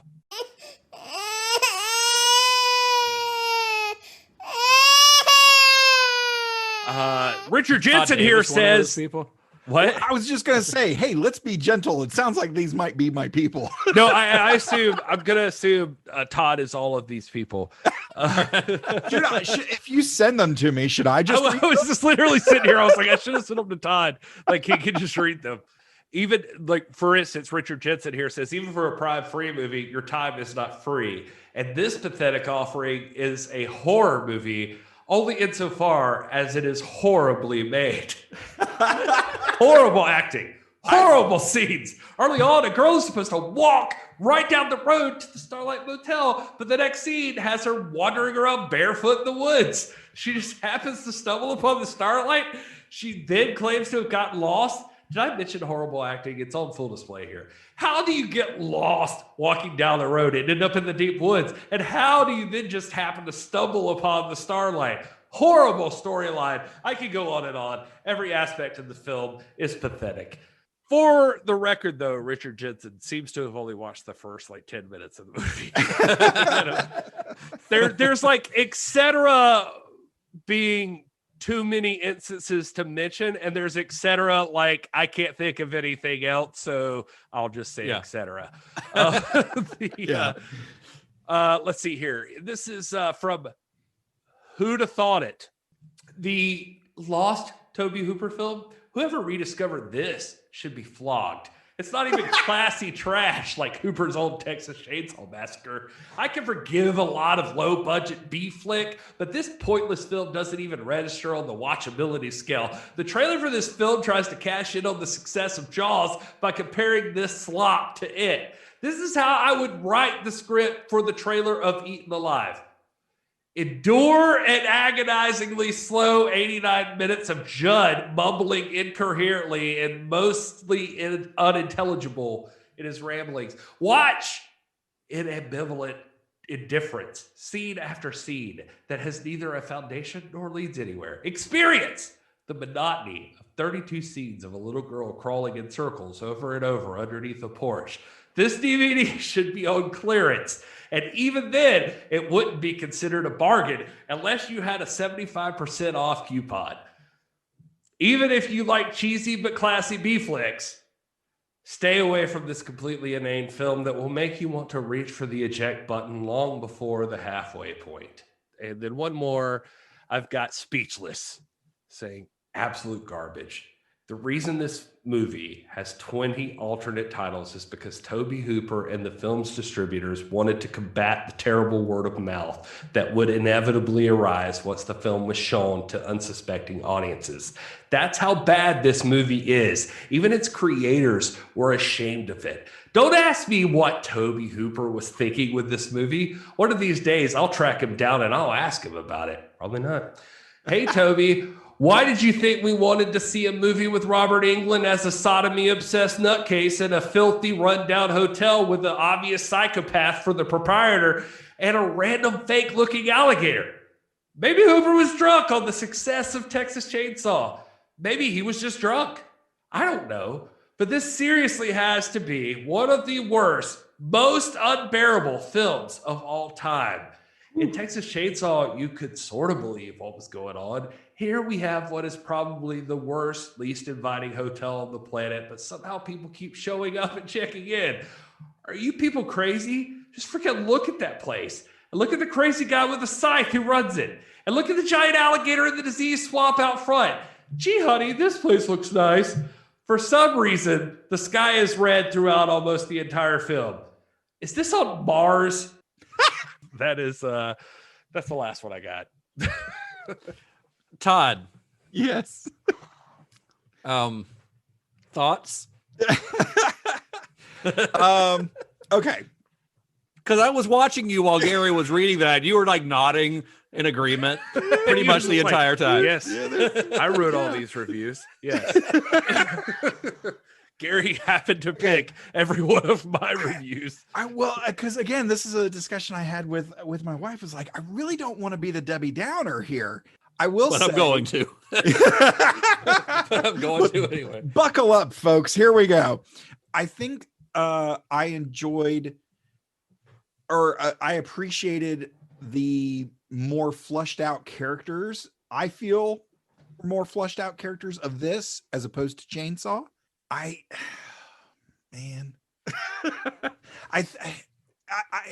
hear you that he wanted it to feel otherworldly, and that may have come across with the not subtle at all red light shining on the place for a good portion of the film. But the fact that he went the route of studio as opposed to an actual location made, again, because I didn't know any of the background for that, it felt cheaper to me. Even though they had 10 times the budget, it felt cheaper. It's weird. So it's like way more claustrophobic, which I feel like could sort of be the idea. Yeah. And I think Texas Chainsaw was like actually in Texas, like open and just right. Broad. It felt it cheapened it a little bit. I think there's probably a different way to do it. Clearly Tobe Hooper is somebody with a vision, and with a method to his madness. I just question how well he conveys that to the audience, because the fact that it was like the solar flare thing, I found that really fascinating. I didn't get that from watching the movie. Yeah, but to me, I don't think you necessarily need to have that information. Like, I feel, and I'm not going to pretend like this movie entirely works. I will say it off the bat. I think that there are aspects of this movie that work well, which I'll get into, and other aspects that don't. I think the thing that Tobe Hooper does so well in this, and does so well in Texas Chainsaw, is that he creates, like I mentioned before, this feeling of being in a waking nightmare. I think the staginess of the setting adds to that. I think the lighting adds to that. The visual style, I think the sound adds to that. And it's not as successful here, I don't think, as it is in Texas Chainsaw. But there are some weird little bits that make this feel like truly unique. Although you also have to wonder, since Hooper left this film early, how much of that is his doing. Like, are the film's wild tonal shifts intentional, or are they the result of multiple filmmakers having their hands on the film? Yeah. You know, because the film does kind of veer into some comedic stuff and then some very, very dark shit. Like the opening with Buck is very, very dark. Yeah. I mean, I love the opening line, the Buck is raring to fuck, but that scene is very hard to watch. And that's the first scene in the movie. And we know that's not one that Hooper directed. We know that Mardi Rustam directed that scene. He's ready. He's ready to rape that girl. Like he's yeah, that's exactly. Yeah. And granted, he is not exactly portrayed in a great light later or anything. So he gets his comeuppance. It's sort of like they almost try to turn him into a hero for a minute. Then he immediately just gets eaten by a fucking crocodile. So he's kind of a shitty guy the whole movie. So it's not as if it's problematic in that way. But yeah, he's the film starts with an incredibly mean-spirited scene that was not Tobe Hooper's, but Tobe Hooper does get mean-spirited sometimes. He does, but he also has this like this side of him that seems to be like kind of goofy or like poking fun at things. Like for instance, like the bar scene. like where there's that slap fight between the two guys. Like, what the fuck was he? The guy in the cowboy hat, by the way, the guy in the cowboy hat in that scene is Kit Carson's brother.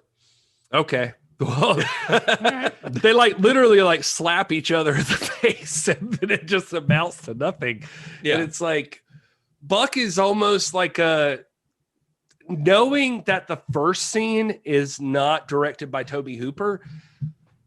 Buck is pretty ineffectual otherwise. Like he's just a horn dog. Like he's you know, that's the most is malevolent the right word? Like just evil that Buck is at the beginning. Like where he's mostly just a goober and a redneck later on. Right. He's just kind of a goob. Yeah. Like it just, I don't know. So like you can tell that those are sort of two different things. Now I'll jump in and say that Todd, I'm not going to sit here and pretend that I loved this movie the first time I saw it either. I'm not gonna act like I thought it was fantastic. It's not some lost masterpiece. Yeah. The benefit I have with Todd being here, I think sometimes is that I feel, I don't know why, but having Todd be here and like be the surrogate, I feel more inclined to like research and just delve into it. I did fall in love with this movie. Like I did, but I've seen this movie over the past week multiple times. Like I've seen it once legit, once with the commentary, like with criticism, like with interviews and stuff, and like delving into the minds of the people behind it. Like something about that sort of made me appreciate what this is. And so I have to say that like on one hand, you have to appreciate like how much somebody put into it or what they were thinking or what they were going for at the time and like really understanding the artist. On the other hand, you have to take a movie and be like, if you were just like walking in on a Friday night and this is the movie you picked, would you be into this movie? I don't know that this movie would have been that. Like it is. Now, I will say everybody involved, I think, seemed to understand that they were making a grindhouse movie. Like, I don't think there were any even including Tobe Hooper. There. Yeah, even Tobe Hooper. So I don't think there were misconceptions there. I think they were going for like just they wanted to make something that would be a fun night at the drive-in. Right, exactly. So, I mean, I guess on that point, yeah, it works, but would it have been standout? I don't know. I still don't know that it would have been standout. I mean, if Tobe Hooper had made this movie first, if this had been like his first movie and not Texas Chainsaw, would we still be talking about Tobe Hooper? Probably not. Right. Because while I do feel like there are elements of this movie that feel very Tobe Hooper-esque, if you have watched his later movies, there's a lot to be desired in this depiction. Like there are definitely moments, like if you've seen some later Hooper movies, especially like I think Texas Chainsaw 2, you can definitely see notes of that film style here. You've got characters like Buck and Judd that feel like Tobe Hooper characters, these like outsized Texans, you know, that feel like or something that you see throughout his filmography. And Neville Brand's Judd doesn't feel like a far cry from Leatherface, only he's got a scythe instead of a chainsaw. He almost feels like a lost member of the Sawyer family. Like he feels like the one that, because he feels like a combination of like Leatherface and the Hitchhiker almost, like, you know? Yeah. And like he's the one who left home and ended up opening a motel down the road. He's the successful one of the family. Yeah. And maybe Marilyn Burns, after she got away from Leatherface, she changed her identity. That's why she's wearing a wig. And there you go. This. I'm creating my own backstory to this, by the way. Honestly, I was just sitting here thinking, I was like, did you read something I didn't read? Like, because that that makes sense. Like, I could buy that. All right. This is what we're recording right now is the start of Justin's fan fiction career. This is going to be him just going off and telling stories between the stories. Yeah, Sally just like fucking put on a wig and she got away. She's in hiding. She's in like, it's like what is it called? Witness protection. Yep. Right. She's like hanging out at this hotel in Louisiana, just like right down the road. And it's run by Judd Sawyer. the member of the Sawyer family. I don't think they're even called the Sawyer family until Texas Chainsaw 2, but that's what I keep referring to them as. Anyway, but Neville Brand in particular, I think in this is super fun to watch. Like, he is insane. And I don't know how much of it is performance and how much of it is just Neville Brand being actually insane, but he's all like lanky, like limbs flailing everywhere and these incoherent ramblings. And he's a really interesting character, I think, a really interesting guy to watch. And Tobe Hooper puts these little moments in where, well, like one that always stands out is the one where he's in his room alone, like listening to music or singing. And he's going through these and trying on like eyeglasses. He's trying on glasses, which are probably glasses that he's taken from people that he's killed. But he's not like really reveling in them as souvenirs. He's just kind of bored because he lives out in a swamp by himself in a motel that on this particular night has seen like 5 people check into, and that's probably his busiest night in the last year. Yeah. But he That's because also they read the Yelp review. well, and and last we talked about how Leatherface seems to be like, what the fuck are these people like just coming into my house, like, right, and killing them because of that? Whereas Brand doesn't even have that because it's a motel. Like, people are supposed to come here, but he just can't help himself. And like he gets in like this murderous rampage for seemingly no reason other than the fact that he's just a crazy person. And there are some mutterings about him possibly being like impotent, so there's a more of a sexual element to this than Chainsaw, which had no sexual element at all. Like, Marilyn Burns was not seen as a sexual object by anyone in the Sawyer family in that movie. She was just meat, right. Whereas in this one, Judd does have a little bit of like a frustration with being supposedly impotent. There is not one thing in this film, Justin, that is not real about Judd. Like, every story you hear, every woman, Neville Brand. Neville Brand. Every female on the set of this movie talks about being frightened by Neville Brand. Like, they were terrifying. That he went into legit lunatic rage and was swinging at them. Kyle Richards, as the little girl, she literally said, quote, "I wasn't acting. I had never seen a man like that, and I felt like he was going to kill me. I don't know what my mother was thinking. I will never get over the image of him with the scythe." Yeah.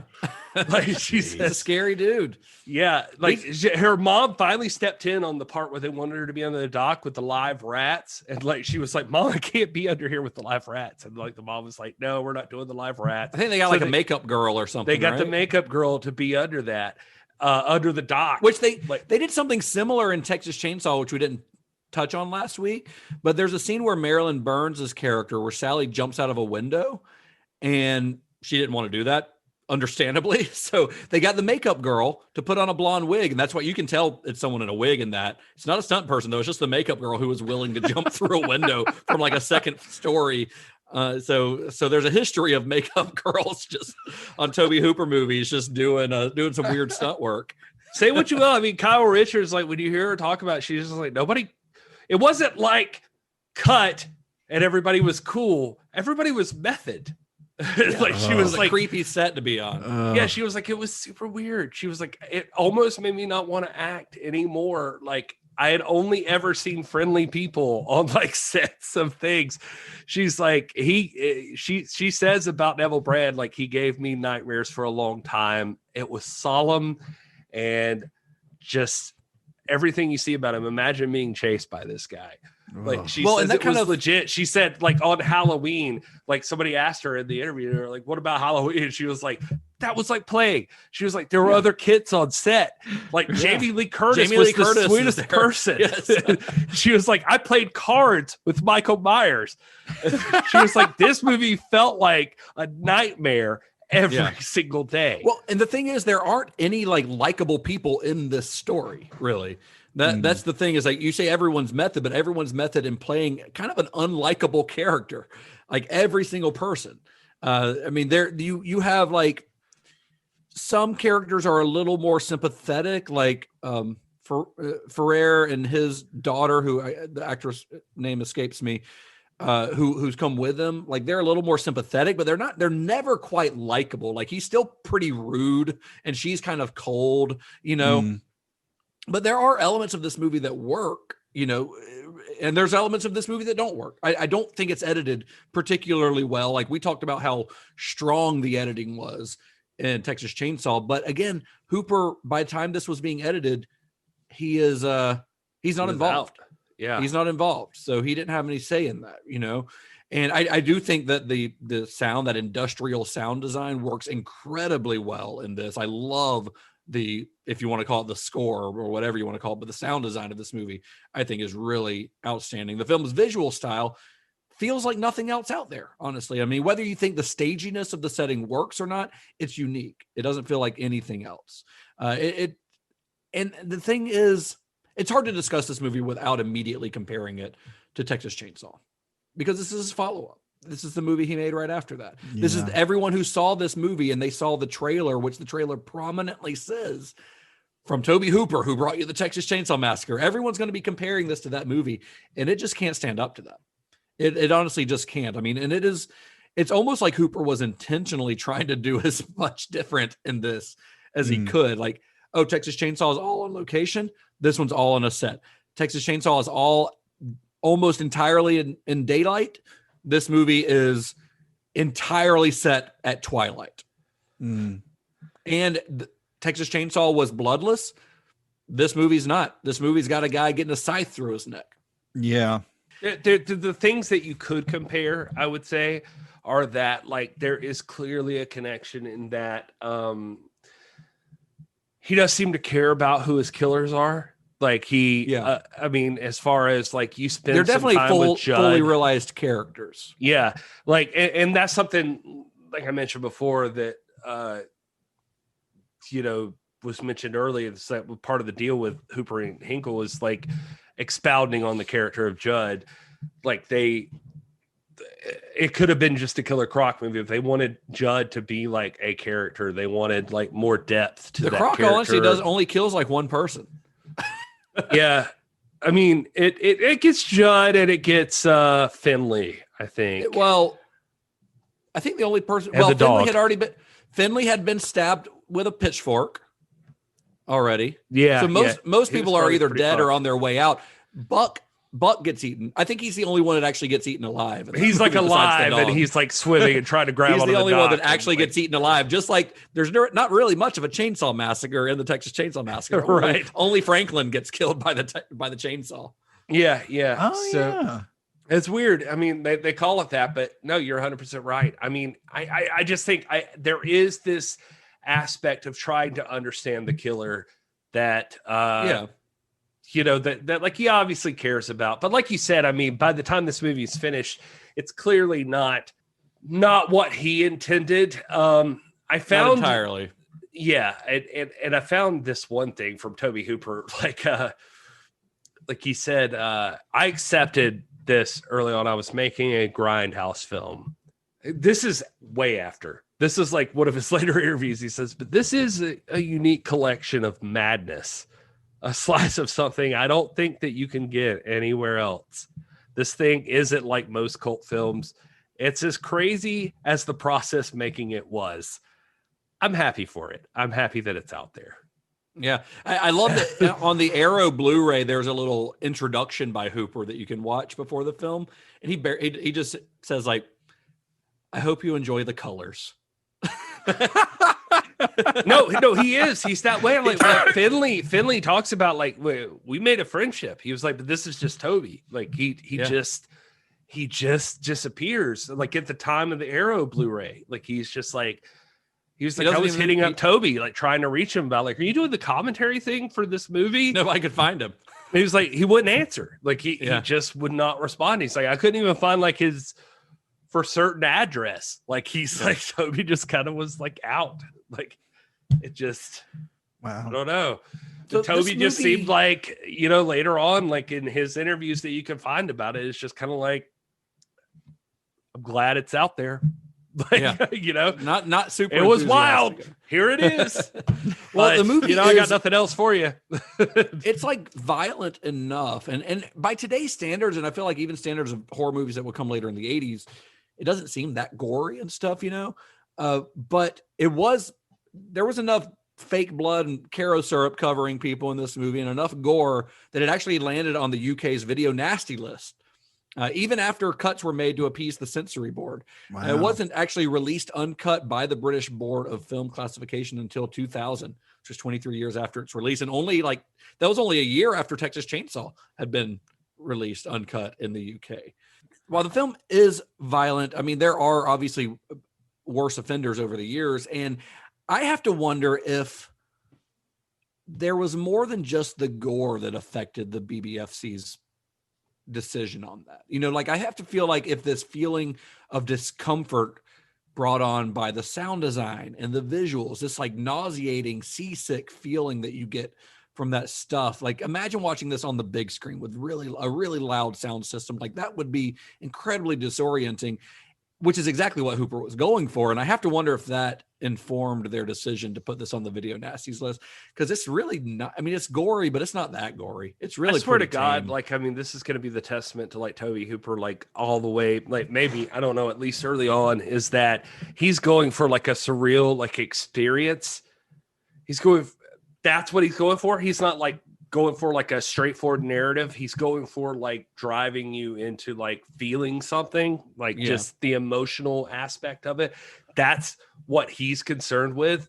And his most successful might always, I don't know, we're going to see as we go on, but like his most successful might be the Texas Chainsaw Massacre, because it's just the one that lasted. I mean, like even here, we can rip apart all day the narrative of the story and like the weirdness of it, but it obviously impacted somebody somewhere that they put it on the video nasties, and there's and there's not this so much stuff. It's like constantly when Texas Chainsaw was out, even Joe Bob, like in his reporting on the Texas Chainsaw Massacre, had this. He's like, there was not one article you could read about the Texas Chainsaw that didn't misconstrue something that happened actually in the movie. Like it was just like they all saw something that didn't happen. Like it was just like he obviously at least impacted you in such a way that you think you saw or heard or felt something that you didn't actually see. Like that was like part of his goal. So he was successful in that way, and I think he was going for that again here. Like there were these things he was just like trying to make you internalize, like some kind of something to connect you with this film that wasn't like I'm just watching a movie, but like it's more psychological almost. Right. I mean, so much like Texas Chainsaw, I think Eaten Alive has this notion of, and this kind of goes into what you're saying. There's this notion of there's this insanity, this insane world existing just on the outskirts of normality, right? Like if you stray off the wrong path, if you go to the wrong farmhouse occupied by the wrong family, or you go to the wrong motel run by the wrong dude, you could die. You could just run across a crazy person and you're done. Yeah. You know, like, and that's a kind of interesting continuation of that theme that this movie has from Texas Chainsaw, even though the movies seem aesthetically so dissimilar. You know, going back to the sound design, because I was really trying to think of like how I felt by what I was hearing, and the thing that stuck out to me the most, and this, I don't usually grab onto things like this, but the little girl's scream from underneath the house, I don't know if you guys felt about. She's a great screamer. It felt like a punch, like that's the only weapon she's got, and you can even kind of see it in her face where she's just like like using that to sort of hit him with something, anything. But yeah, it just really made me feel like that was all that she had, and that was the way that they designed, you know, or structured, or, you know, cut up or adjusted her scream in post, was to make her scream sort of punch and like really hit, you know, who she's screaming at, but also to punch the audience. That's what I got. So if I could say, Todd, to what you're saying, like William Finley, literally, this is this is an exact quote from William Finley I had aside. He said, Kyle was plunged into madness. Toby got great people, but they were all so different. This girl was in this den of scoundrels. Weird mom, ineffectual dad, madman with a croc. Somehow she did it. She had the most ear-splitting scream. All you had to do is point at her. I don't know that this was part of what Toby saw or why he hired her, but like he said, he goes on to describe it. He's just like, somehow when you pointed at this girl, her scream was perfect. Like it was everything you ever wanted out of like a horror movie scream. That's awesome. So this is the part of the show where I want to get into some stuff that you might watch as a second part of a double feature with this movie. We call this further viewing. So one that I want to mention personally, there's a few. My mind goes immediately to other Killer Croc movies just because that feels easy. Yeah, because there's a Killer Croc in this movie, even though it's not that great of a Killer Croc. But if I'm thinking Killer Croc movies, the first one that I always seem to think of is Greg McLean's Rogue from 2007, the Australian horror movie. Greg McLean's really the guy who did. He's the guy who did Wolf Creek, and he's done some other movies since then. But it's one that a lot of people haven't seen that I think is very, very good. Personally, yeah, I was going to say I'm not super familiar with that one. I think it came straight to video in the U.S. Doesn't it have Chris Hemsworth? It does have Chris Hemsworth before he came to Hollywood. When he was still working in Australia. It's an earlier film of his. Wow. Yep. Yeah. Gary, did you have any further viewings on this one? Well, I mean, I'm going to be an idiot if I don't say like Lake Placid or something, right? I mean, you're going to be an idiot either way. So don't worry, Gary. Don't worry, Placid. Gary. I'll make you seem like less of an idiot. So I think people should go watch Anaconda. You should. I just saw Anaconda like 3 weeks ago, and it was still fun. Especially seeing Angelina Jolie's dad. What's his name? John Voight. John Voight as a Hispanic guy. I guess that's what he's supposed to be in that movie. He doesn't pull it off as well as Quick Draw McGraw. I am John Voight. Hey, Anaconda. I sound like Mr. Miyagi. I've been watching Karate Kid. Sorry. Gary's bad at accents. Oh, I've been drinking like I talked about. I'm playing the Neville Brand role. But also, like, I mean, you said Anaconda. I would say Piranha, like something like that. Like, if you want to see like some stuff based off of Piranha has the idea of like a monster in the water, and I don't. Justin, do you know another movie that's like quite like this though? That like the guy's like feeding. I mean, like Lake Placid, legitimately, like Betty White is like, cool with people eating the people. Like, you know, she's like, I mean, that's what I was trying to think of other ones set like in a swamp area like this, or where somebody's feeding. And I'm sure people can tweet at us and let us know if there's stuff that we just couldn't think of, but I couldn't really think of anything quite like that. I just kept going to other Killer Croc movies in which the alligator is actually more of like the villain and not like a human element. And that made me think of like Alligator from 1980, the Louis Teague movie. Louis Teague, of course, he would later do Cujo. Alligator was written by John Sayles, who is an indie film director. And then Alexander Aja's Crawl from last year, which is another great killer alligator movie. Yeah, because they're just kind of doing Crawl their is thing. awesome. Yeah. Well, because part of what I was going to say is like, I mean, one of the weird things about this movie, different than like if we compare it to Jaws or Anaconda or whatever, it's like those are like killer creature movies. And yes, those creatures are just doing their natural thing. But this is more about a guy who is also, he's already crazy. And then he, like the Croc in this movie is not, he's just being Croc. You know, like it reminds me of the Chris Rock bit where he talks about like Siegfried and Roy, and he was just like, did y'all see that? He's like, I kept reading all these articles about like Siegfried and Roy, and they were like, the tiger went crazy and attacked Roy, and I was like, nah, man, like the tiger just went tiger.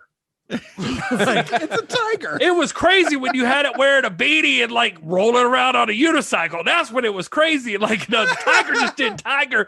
You put Roy's face in its mouth. Like that's what the tiger does. And it feels like this movie is kind of like that. It's like, no, the Croc's just there, dude. The Croc's just hanging around in the pond. He's not hunting what you throw at it. Yeah, he's not hunting people. It's like you throw Robert Englund into his pond and he's going to eat you. Yeah, you throw he's just doing his thing. Snoopy in there. Yeah. Eaten Alive was definitely not the sophomore follow-up to Texas Chainsaw that Hooper had probably hoped it would be.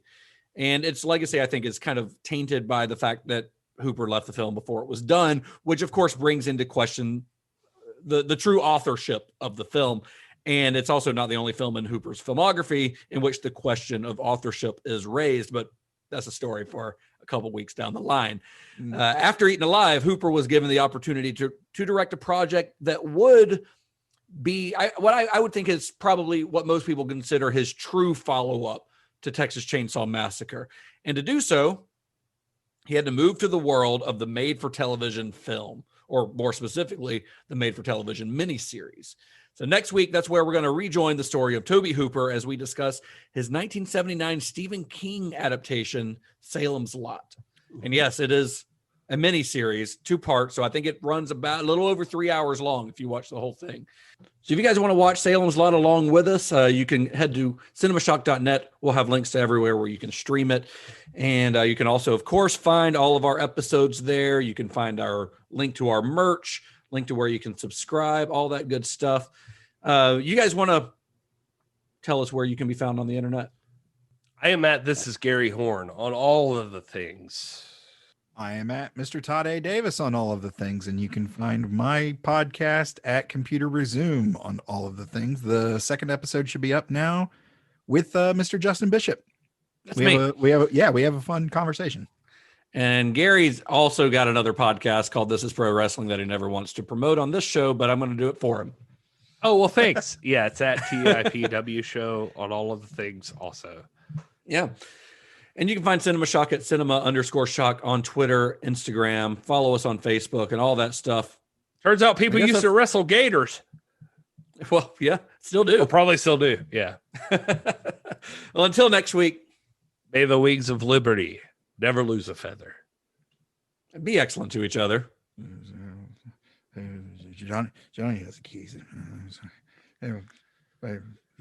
Johnny, I'm here. Johnny has the keys. I like that. It's a callback.